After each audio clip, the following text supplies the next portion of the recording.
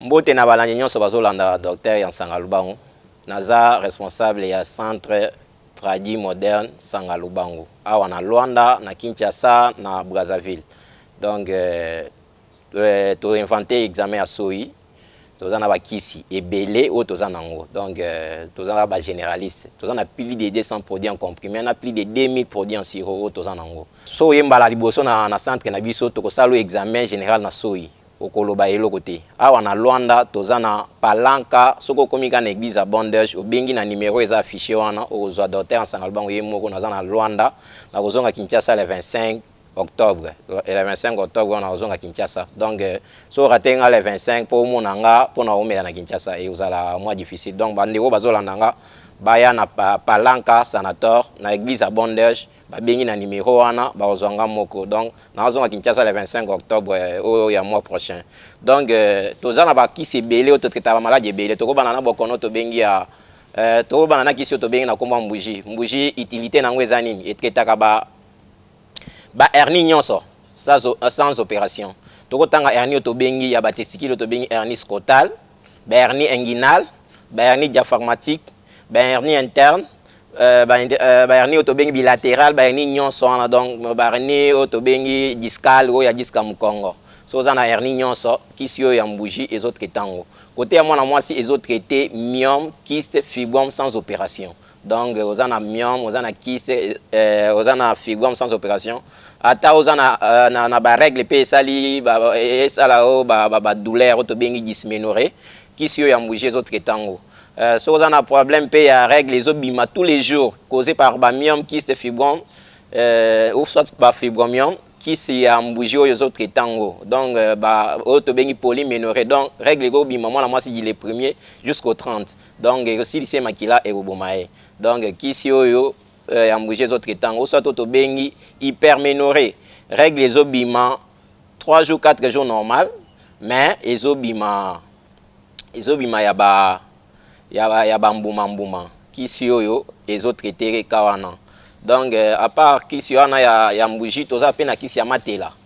Kisi ya matela pe ezo traité myome, kyste, fibrome sans opération. Ou soit ba règle douloureuse ya mwana mwasi pe lisusu to bengi ba dysménorrhée wana, ba hyperménorrhée règle ezo bima 3 jours 4 jours normal mais ezo bima ya mbuma. Ou soit ba polyménorrhée règle ezo bima di le premier jusqu'au 30. Kisi ya matela ezo traité tango, ezo traité pe ba hernie nyonso, ba hernie scrotale, hernie inguinale, hernie diaphragmatique, ba hernie nyonso sans opération. Tous appels na kisi mikanda. Mikanda les autres traités problème ya kobota ya mwana mwasi.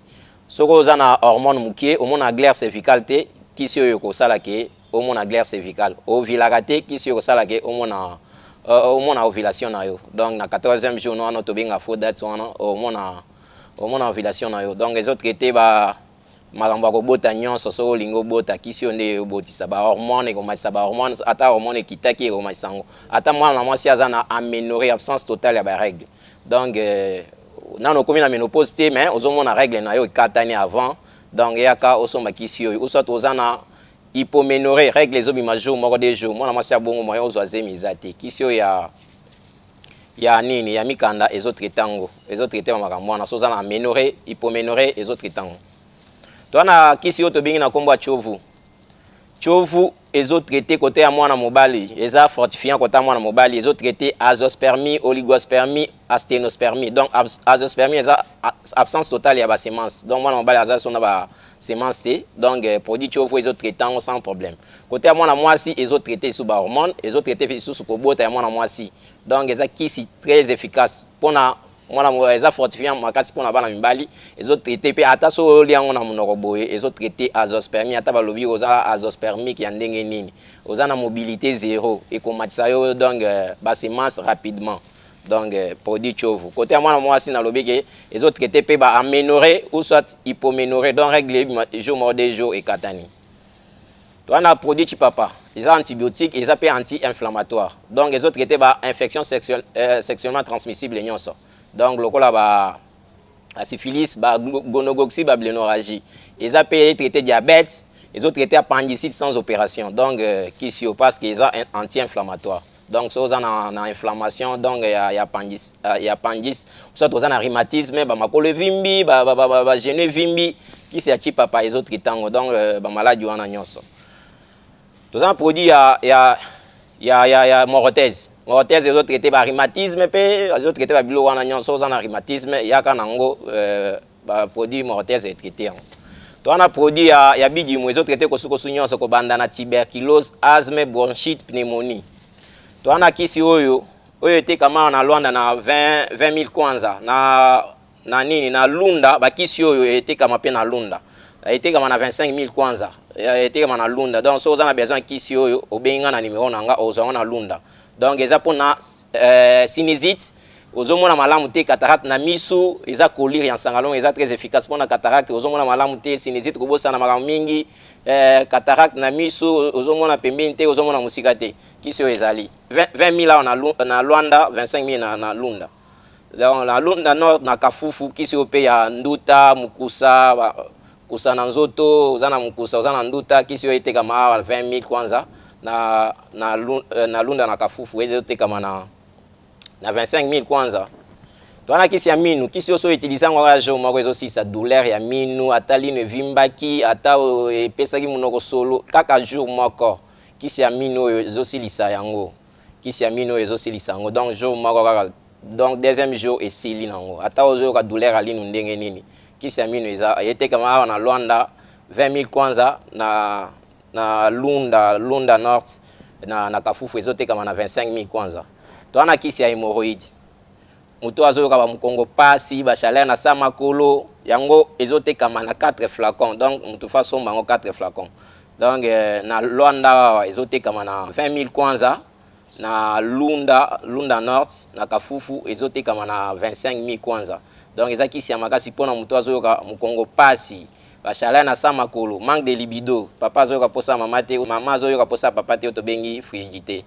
Donc, si vous avez un problème, vous avez constipé, vous avez constipation, babilo onyon soana donc oyo somba suppositoire sangalubango eza très efficace pona ba mukongo pasi ba makamunyo so boyebi wana ya kokonda nzoto ba makamunyo soana donc il faut bo somba ngo 4 flacons donc eza boy 4 flacons eza te kama 4 flacons awa na Luanda ete kama na 20,000 kwanza na Lunda Nord na Kafufu ezote kama na nini na 25,000 kwanza donc so bolingi ba produit na Lunda Nord bobengi nga na numéro na nga bozwa na Lunda Nord donc so muto aza na problème ya hémorroïde makasi ata eumeli ata oza na prolapsus rétal donc to bengi musomba na donc so oza na musomba prolapsus rétal kisi oyo kosilisa ngo ata oza na bambuma tout otiko ya niso to bengi ba borrelé hémorroïdaire ata ozoyoka mukusa na niso to bengi ba pleurit anal ou soit eczéma anal donc ozoyoka ba mukusa na niveau anis ata oza na problème hémorroïde créé to bengi ba rectorragie donc ozo sala sel ozomona na makila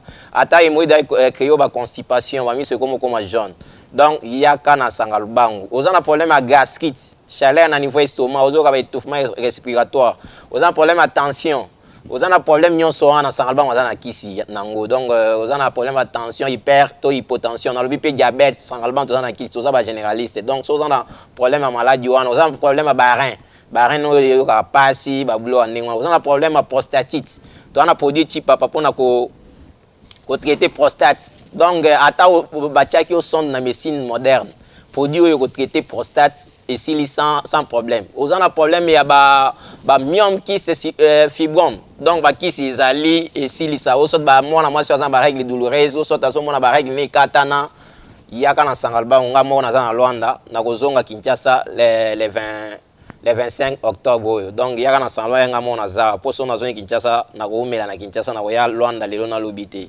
Donc pour avoir déjà na sali 2 ans. Donc so na zongi Congo na vanda na Congo donc peut-être na kosala pe 3 ans kuna na kosala 4 ans na zo ya Luanda te. Donc boya na sangalubango boza décider nga moko to za la seule médecine oyo to ya na Congo Kinshasa wana na 1979 wana seri Mobutu azalaka donc ba tradi nyonso ba chama kelelo wana bazaki bana mike ou sot bazaki te nan ba botamite atanga ko na 79 na botamaki te donc to za na expérience ebele plus de 50 ans d'expérience donc boya boza décider bosa c'est examen en autres mobima na zela soyi après na pesi bino bakisi biso to za différent na ba tradi mususu wana ko tunoka na munoko apesi kisi mais biso soko yepa na biso tokosalisa examen général examen ya nzoto mobimba na nzela soyi tokomona maladi nde tokopesa bakisi po oyoka malamu donc boya bozala de cité nazozonga Kinshasa nalobi bien le 25 octobre nazala na Kini donc bana Kini après 2 ans d'absence nazoya bana Luanda donc naza na Luanda nasali penda 2 ans na Luanda donc so bolingi bomonanga boya avant les 25 les 25 jours à Souka pour nazozonga Congo donc boya ebele na Sangalubango eza centre kala toza la seule médecine toza médaille d'or ya OMPI na diplôme d'or ya OMPI OMPI elakisi nini elakisi organisation mondiale de la propriété intellectuelle donc bolanda ba charlatan na ba pirate bazo tcha ba makele ete ngande mokonzi ya Sangalubango donc boye na Sangalubango bengi ngamo naza na Luanda Kinshasa pe nazoya na Avenue Force Publique numéro 42 na rond-point Force wana kaka donc Brazzaville nazoya na ozaka na Mongali donc pour na ko réouverture nanga ya Brazzaville na ozaka na Mongali wana na rond-point Molar donc boya boza de cité na pesi mbote na batu nyonso mingi masananga ya bomwana Freddy Kalala 600 clim ouais donc o moteki ya bafri na Londa Soul na masananga pe ya bomwana nani Christian Mwepu na batu nyonso ba yebinga vraiment na pesi bino ba mbote donc na bana nanga na Kini papa na bino zoya après 2 ans d'absence donc j'arrive quoi.